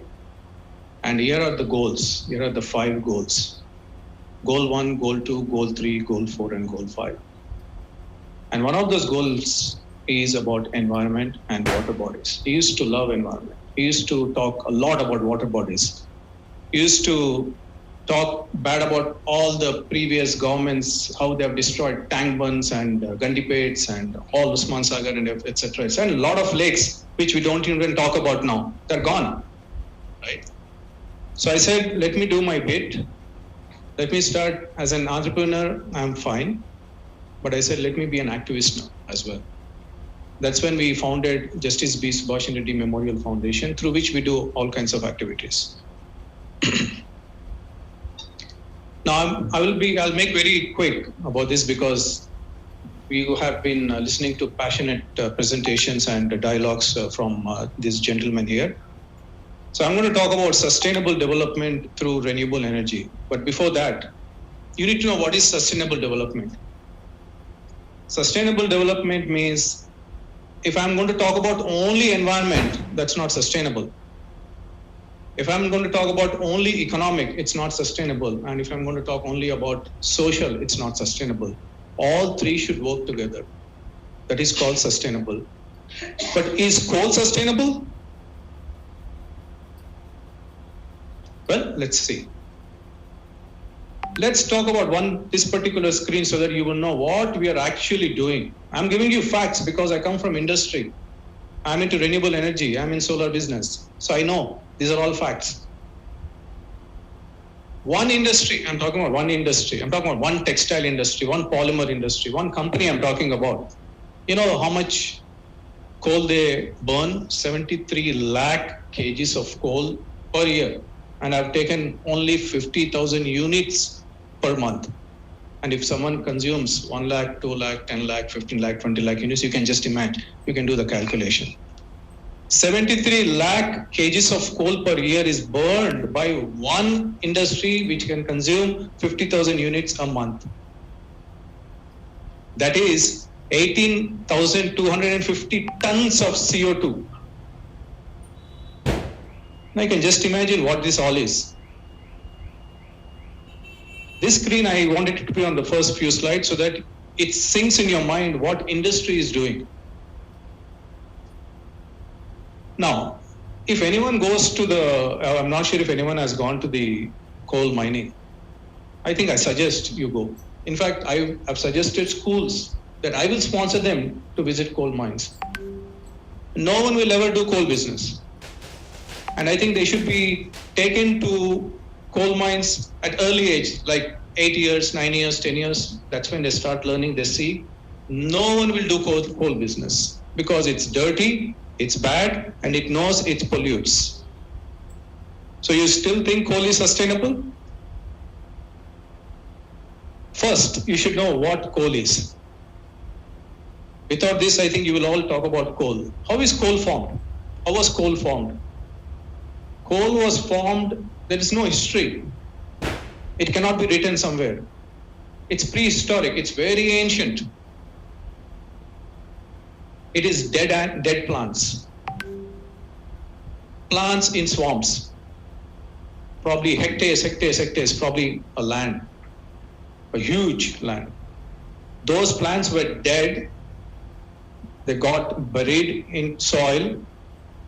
Later on, some pressure from earth, it got buried even further down into earth's crust and even further down where they were exposed to extreme heat. And then slowly after extreme heat, they started becoming hard coal.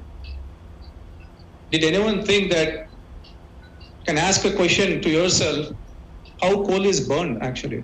How can you light a coal? Now you understood one thing? Coal came from plants. Plants take sun energy. So coal has sun energy. That's why when you light it, it fires.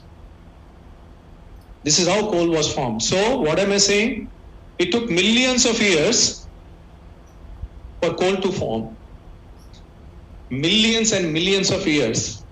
And we're using resources formed millions and millions of years ago. Okay. Now what exactly happened is, in the Industrial Revolution, right, in the 1950s around that time, in 1860 around that time, the smart guys said, the white guys especially at that time, the smart guys were considered, in Britain said, I'm going to move a particular object from here to there, or I'm going to make one product. It is taking 8 hours. But if I do that in a machine, I can do 8 times. So they said, let's start a machine. Now, how does the machine power?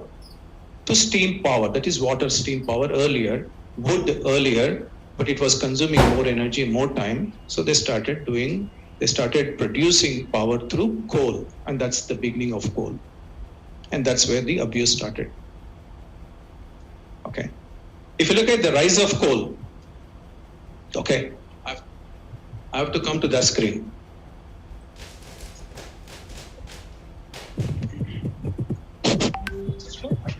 You can sit here. Go back again. I just need that.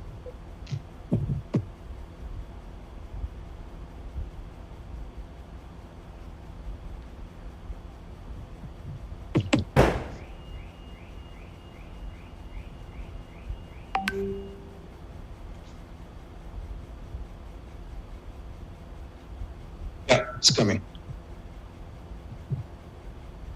Look at the screen very carefully. In 1750, the CO2 in the atmosphere was only 280 ppm particles per, but M is, yeah, ppm, right? And sudden jump, and that too after 200 years, 1958, it's 315 ppm. And this is not some random number. It is from a scientific institute in California called Scripps. And this person in 1958 was also awarded by George Bush in 2012, not in 1958, but he was awarded in 2012. Now see, in 2005, it's 380 ppm in atmosphere. So from 2021 is 415 ppm. So 1750 to 1958, it's only what, you're talking about 35? And from 1958 to 2021, it's 100. And you can imagine with so much of industrialization, so much of technology innovation, so much of growth, and so much of greed, and so much of power all around, that I want to be number one in economy. I think it's going to be even worse. It's going to be worse. It's going to be very worse. So what are we doing in 2050 and 3000? Probably we will not have this meeting. And who's going to take care of our next generation? I don't know. Now, we are talking about industries. We are in FTCCI. Unfortunately, we have to say this. Industries are the biggest consumers of energy. The change, if any, has to come. It has to come from them. Why is it not coming? We don't know. We are certainly here for understanding their concerns and definitely take it to the government. So as I said, a normal house burns only 3,000 kgs of coal per year, whereas industry that consumes 50,000 units a month burns 73 lakh kgs of coal per year. That's massive. Now this is where I'm saying, this is where I'm asking the industry to shift from fossil fuels to renewable energy. One company. Only 50,000. Only 50,000 units. Leave any industry. Now this is my proposition. This is not some organization or something. This is my proposition to industries. Move to renewable energy, right? Shift to renewable energy. So you can ask me, why?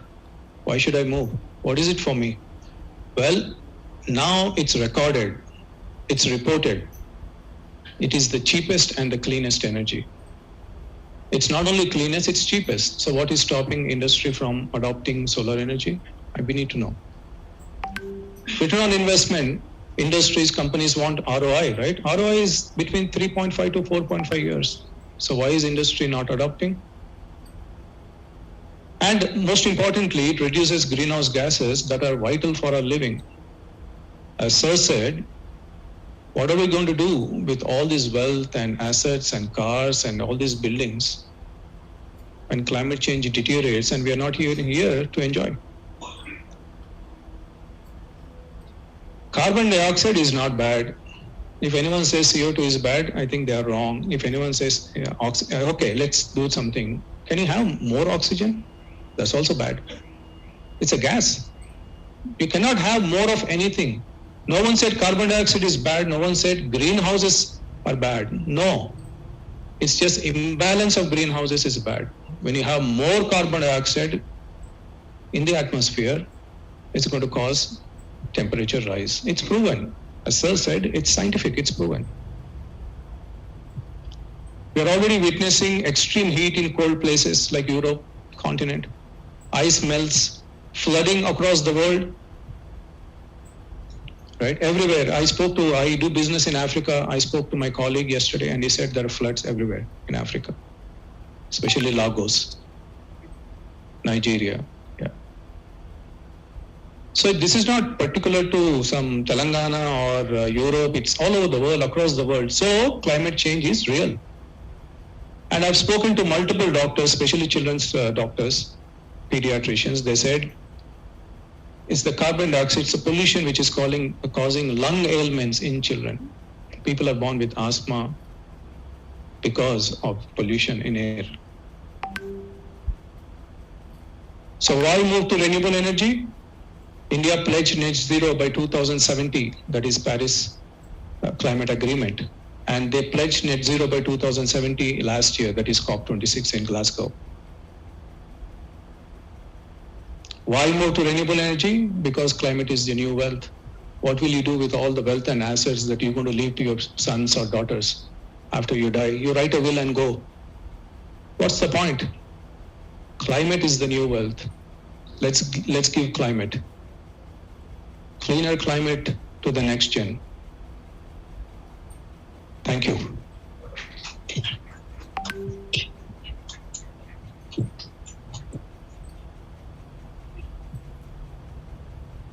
Government is not supporting. That actually problem is we are permitted to install only 1 megawatt. I think you also know that, right? Max. That is a problem which industry is also facing. If an industry wants to install more than 1 megawatt, they are not getting it. Permissions, all problems. Yeah, Telangana government has this limitation of 1 megawatt for industries only. And we have approached Telangana government several times and asked them to allow captive power.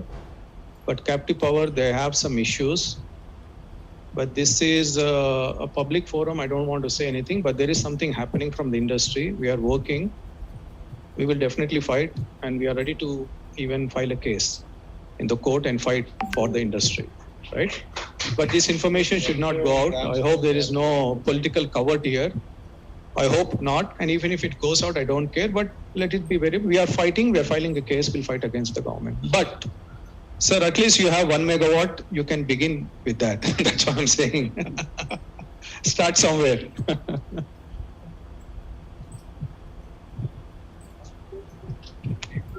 They have to change the policy. I think industries should demand. Industries have all the capacity to lobby. Yeah. Now the session is open for the Q&A. Like if participants, Can I ask? Yeah. Dr. Babura was outstanding. Lot of thought-provoking. Honestly, I wonder why the government and including me, we haven't thought of it. Actual. Mr. Untitled Reddy, I hope there are no government people here. The president, Mr. Agarwal knows, we have been fighting the system on the matters of electricity last 20 years. Right from board, the JD, everything. The biggest enemy is the government itself.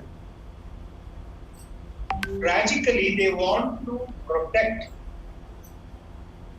what I want to call in the absence of any other word is distribution. The distribution companies, the power producing companies. They are getting destroyed by the government. And in sinking them, in protecting them, they are sinking us. The number of hurdles for non-conventional energy, a book can be written.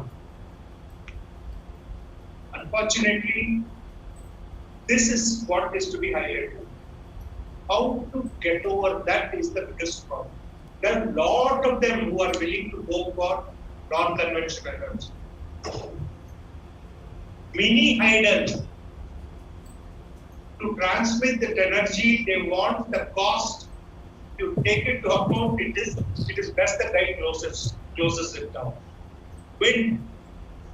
Even in this state, the additional cross subsidy surcharge they wanted was 6 rupees 84 paisa. It is cheaper to buy coal power. So the hurdles are more for the government.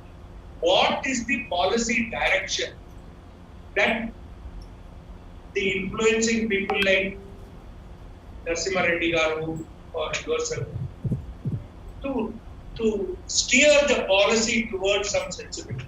See, if I say, they will say industry Rajasthanada Kanki itself. I mean, they cannot accuse you of that, or are they already accusing? I don't know. I mean, the fine was not a question which had an answer, but that is what is thought provoked.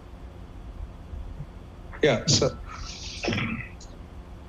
See, we actually love to see a lot of industrialists here because we wanted this to be a real curtain raiser where from this seminar we would know all the problems of industries or industrialists. But I would certainly like to write down the actual problem that you have. After this meeting, I will certainly sit with you for some time and write down. But also, I'm extending my support and help to FTCCI in understanding the problems of industries so that we can write a report and work with people like Donti Narasimha Reddy Garu, Babu Rao Garu, and all other people who are interested in putting together a nice report and work with the government. So one thing, sir, we are not just total democratic kind of mentality. We are not. We follow first democracy, later we include something else to make it happen. We will use courts effectively. We'll have to fight all the way. If we leave this to the government, it will not happen for sure because recently I happened to be in Nalgonda district.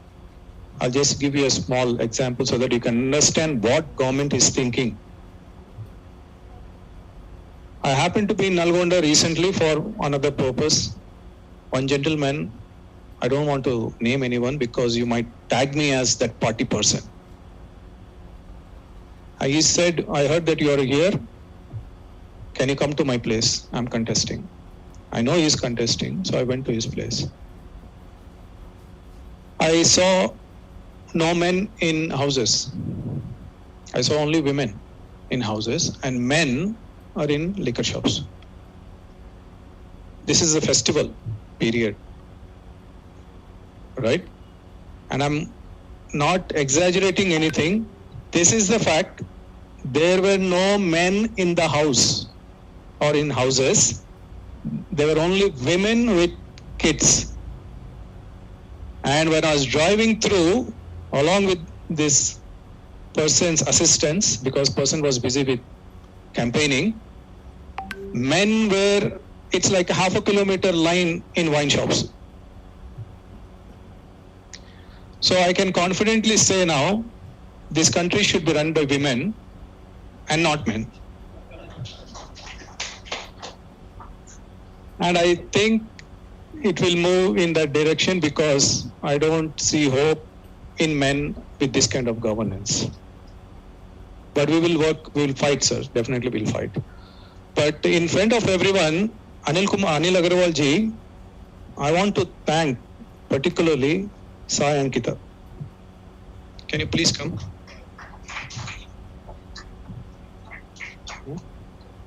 The Q&A will be there. I hope okay, you have more questions because she's already here. I will just few. Please. She's a very, very quiet, humble, and professional lady. She looks very timid, but she's not.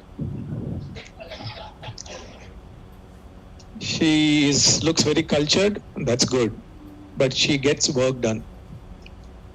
She follows up so thoroughly. I should congratulate FTCCI also that she made that happen. So, with your permission, Agarwal ji, you have given me one flower pot. I would like to give that to Ankita.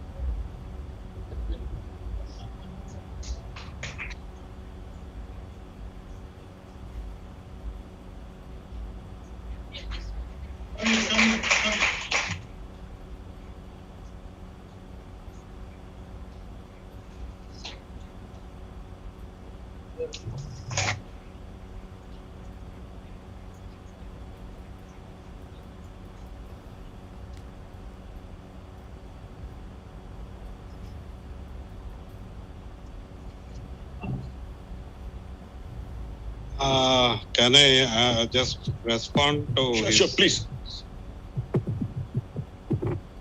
Actually, of course, it is easier for us to, limit our discussion ultimately to the government. That's what we do in every session, not only here, not only with industry, everywhere. The point I want to make is with renewable energy. He referred to 20 years of efforts. We have established in 1999 People's Monitoring Group on Electricity Regulation. So we have been monitoring electricity sector for the past 25 years, and we have suggested a lot of changes. I'm not going into that. So my point is, right now, national government has been discussing Electricity Amendment Act for the past 3-4 years. So my question is, where is the industry response to that? Maybe I'm wrong, FTCC. No. Yeah, from textile sector. Okay.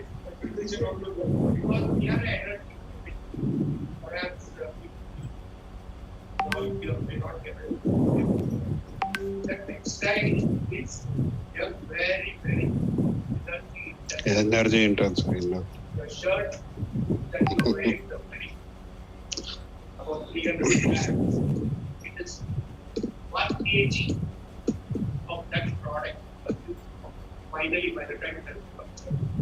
8 grams. I was coming to that actually. My point was, in this discussion, I think the renewable energy, or what Dr. Baburao mentioned, we need to reduce our energy requirement. But on the other hand, we are seeing government raising energy demand and saying we have to meet this demand, and this is all these policies, all these incentives are going to feed that demand. So I think that has not come. Yeah, in all the sectors, we talked of energy efficiency. I think we had this energy committee, that lady, I don't remember, Sujat. She was mentioning they're working on energy efficiency. I said, that's old. Now we need to have a leap, how we can reduce energy need. So there are creative ways. One, just one example I want to mention here and leave. Recently, US has enacted Inflation Reduction Act. And what is the relation with of Inflation Reduction Act with climate change crisis? They, of course, enacted a climate change act as well.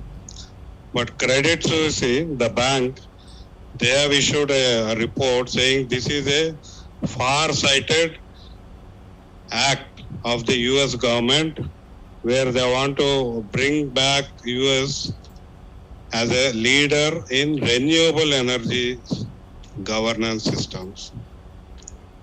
Now I'm saying, can we be more innovative So these kind of discussions is required. So if you can bring more participants from your membership, we can think of more innovative ways on cutting the government to size. We all need to cut the government to size because politicians, they are making money out of every one of us, and they are they are doing everything they want to do. So we can all do that. So my appeal to is at least in this 15 days or 20 days, next 20 days, during COP27, let FTCCI take it as a serious question with involving us or without us. I don't have any problem. But you have to come up with a framework beyond TSI pass. TSI pass talks of relaxation. That's the old licensing system. You come up with a new framework where you want, these are the licensing or this is what you want to do. And we are all there to support you. But let you have discussions sectorally or overall. I think that is required, and there's no time, as he mentioned. So this is an opportunity during COP27, and don't go by World Economic Forum, which a delegation came here. I think they are not interested in Indian manufacturing. They are interested in continuing their, global governance. So if we are interested in our membership, we are interested in our consumption, we are interested in our environment. So I appeal to you to let us do that and let us be innovative, involve youngsters and see what kind of framework we can come up with by November 20th. Let us have that target. Thank you.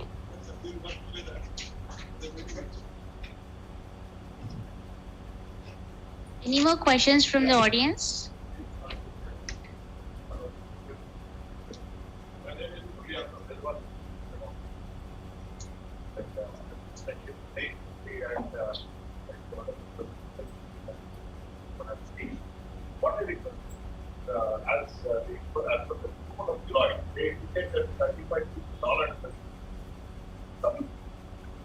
And we decrease price in the so what are the facts for us? And the entity from each industry point of view, what are the measurable parameters they need to focus to see to what are the actual limits they have and what they need to move forward with alternative renewable energy side. This is what I seek your guidance, sir. Thank you.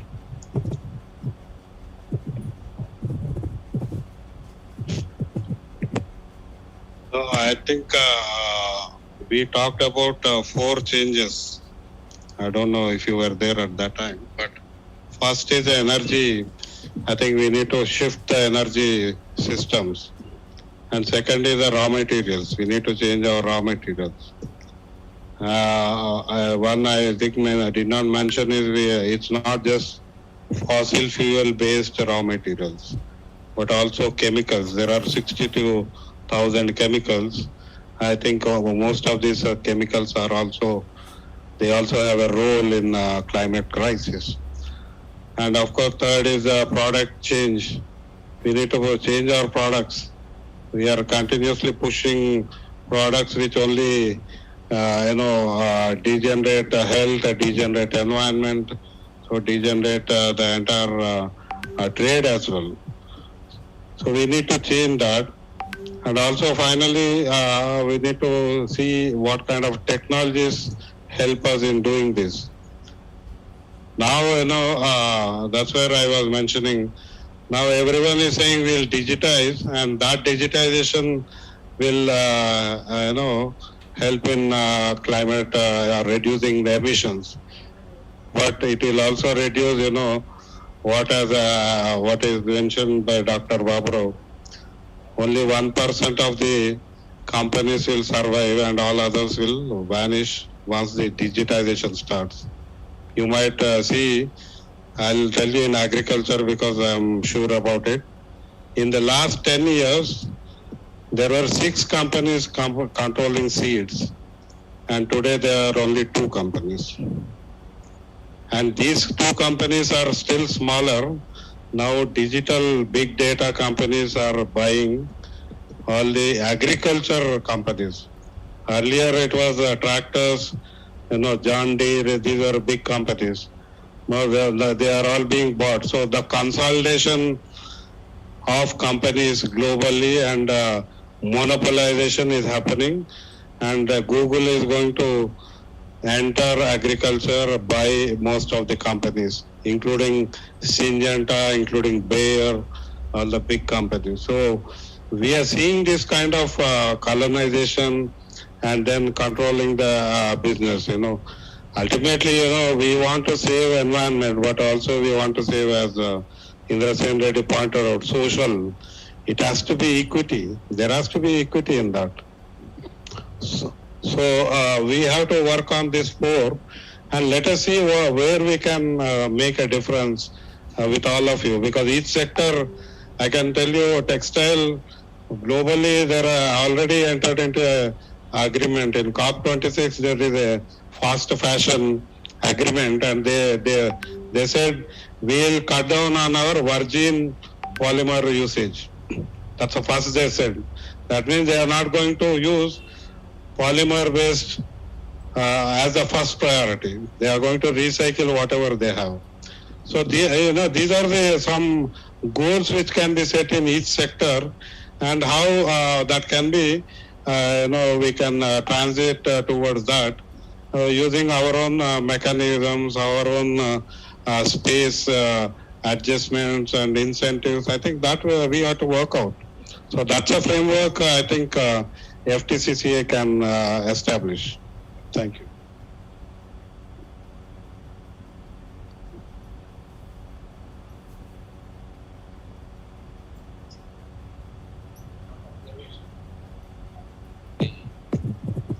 Very learned speakers and passionate appeals. As Narasimha Reddy Garu pointed out, COP27 is a very good opportunity to bring out more issues, and I suppose we should bring in climate emergency. That should come into the focus, because the kind of things happening, it calls for that kind of reaction. And Dr. Babu Rao Garu was fervently appealing scientists all over the world coming to, working for environment. We, the industry, are almost the polluters. But industry is a byproduct of science. The science of yesterday created industry of today. And we are looking forward to the science of tomorrow or science of today to bring us out of this. For instance, Mr. Reddy was pointing out why people are not adopting renewable energy. Why DISCOMs are in a trouble to utilize renewable energy. Because there is a gap in the science. There is yet storage is not yet come. Renewable is intermittent. Neither the DISCOMs nor the industry is able to use it, fully exploit it. So the science has to bring in the storage facility so that everybody uses it. Until then, we will have to bear with some of the bad things with coal or petroleum. Ethanol is in a transitory stage. There are some bad issues, as you have pointed out, with the production of ethanol as it is today.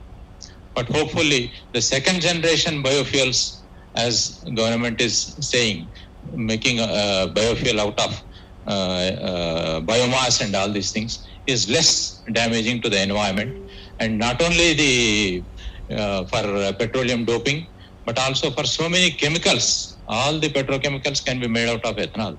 That is what it is envisioned in that. So we hope the scientific community catches up with the demands of environment. The sooner, the better, sir. Thank you. Science is commoditized today by the science that is done most of the universities is not desirable science.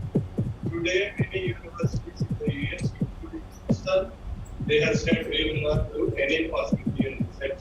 We will not accept any funding. Earlier, they said we will not accept any defense research funding because we don't want to be partners in murder of people, killing of people. So science is for common good, for the good of the people, not for and profiting of some people. There is a base. There is also feminist science. There is also undone science. There are so many sciences that you can talk about. Yes. So basic problem with science is for whose sake, whose science is it that we are talking about today? This is not people's science. We have to do science for the people. That is the science that is required. So you alcohol, you are saying the second generation, third generation, it is a myth that they are creating. So you don't need alcohol for that. And what about the land? Where will it come? Where from you generate so much land to produce the food? Not giving food to the people. Why should you use food for conversion of this? Already we are using food for the animal feed and producing meat. There it is totally, you are putting in 10 calories of food and you are producing only 1 calories of meat. What is the point? Because it's all the way the business is done. You have no control over it. Now one of the things about climate change that they are saying is we have to stop eating meat, particularly confined animal feed operations meat. CAFO meat should not be eaten because that is highly polluting, highly water consuming, highly energy intensive, and you are actually eating oil. You are not eating meat. The calories of coming is from the oil. That is because how do you produce grain? You are using fertilizer. Fertilizer is coming from where? From oil again.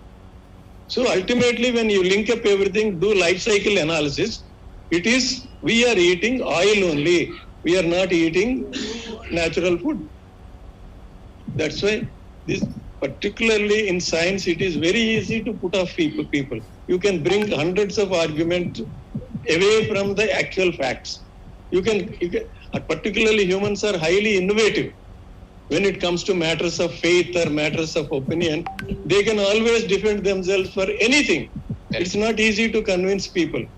They have to learn it from actual experience and what is happening around the world. If they are not open-minded and not ready to learn, that's why we say unlearning is as important as learning. Our problem is from society, we have learned so many wrong things. So we have to first unlearn them. Without unlearning, we cannot learn. Thank you, sir. Thank you, sir. Now I request Mr. Meela Jaydev, Senior Vice President of FTCCI, to propose vote of thanks. So thank you. Thank you for your kind words for Sai Ankita. Federation is also proud.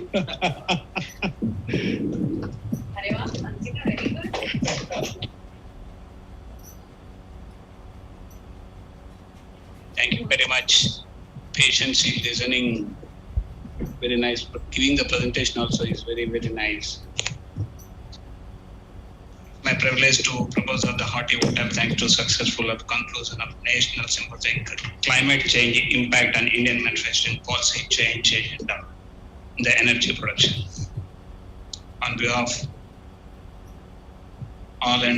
of Federation, since thanks to Untitled Reddy Garu, K. Babura Garu, Narasimha Reddy Garu, and Rajshekhar Garu.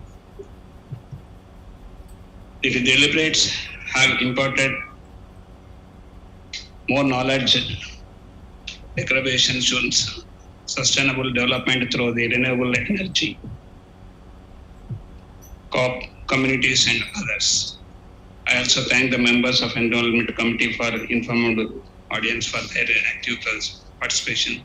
I also thank our partners, for Solar Energy Systems Private Limited, Council for the Earth Leadership, Sustainability and Justice, B.SUBHASHAN REDDY Memorial Foundation for supporting us. I thank you very much, and I very much thank to Ankita for organizing this seminar. Thank you. Sir, I request you to join our energy committee. We have got one committee, energy committee. So it's you can join member of our energy committee, which is very active. Mr. Shiv Kumar and Mr. Vijay Gopal, everybody we are there. I am also there in the committee. I have been there. Yeah, I will take. I request the Vice President, Mr. Suresh Kumar Sundar, sir, to please join, and CEO Khyati Narvane Madam to please join for the group picture, and Sai Bhaskar Reddy from Executive Executive Director from CLS. Advisor, Dr. K. Narayan Reddy Garu, please.